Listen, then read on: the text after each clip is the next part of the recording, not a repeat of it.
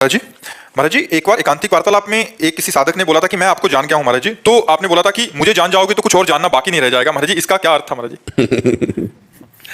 कुछ बातें ऐसी होती हैं अनिर्वचनीयम, जिनकी चर्चा ही नहीं की जा सकती। तो जैसे उन्होंने कहा आपको मैं जान गया, तो हमने कहा नहीं जाने, क्योंकि जब जान जाओगे तो तुम बोलने लायक नहीं रहोगे। ये बात कि मैं आपको जान गया हूं, आपके नेत्र बोलेंगे, आपका रोम रोम बोलेगा, क्योंकि आपने प्रेमानंद शरीर को जाना है। जो हमारा स्वरूप है उसको नहीं जाना। जिस दिन हमारे स्वरूप को जान लोगे उस दिन ब्रह्म साक्षात्कार पुरुष हो जाओगे। तो जो हमारा स्वरूप है उसको जब जान जाओगे आप, तो जो भगवत साक्षात्कार में होता है वही हमारे स्वरूप के साक्षात्कार में होता है।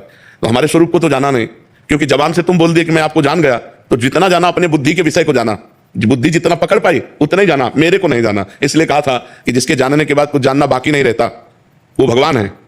तो जब जीव भगवान में भजन करके लीन हो जाता है तो उसका शरीर तो ऐसे रहता पंचभौतिक, लेकिन वो जीव नहीं रह जाता, उसमें भगवान विराजमान हो जाते हैं, स्वयं भगवान शासन करने लगते हैं। जैसे समुद्र की तरंग वायु विकार होने के कारण समुद्र ही तरंगायमान हुआ, और जहां तरंग हटी तो उसे फिर तरंग नहीं कह सकते, वो समुद्र ही था, समुद्र ही रहेगा। तो बीच में तरंग मात्र जो आई वो वायु विकार के कारण, तो माया विकार के कारण जीव नाम हुआ। पहले ब्रह्म था और बाद में भी ब्रह्म होगा, बीच में जो जीव दिखाई दे रहा है वो माया विकार के कारण। भजन के प्रभाव से जब माया विकार नष्ट हुआ तो ब्रह्मविद ब्रह्मयु भवति, वो ब्रह्म स्वरूप हो गया। तो हमारे साक्षात्कार का मतलब है भगवत साक्षात्कार, हमारे तत्व को साक्षात्कार करना, शरीर को नहीं। शरीर तो पांच भौतिक है,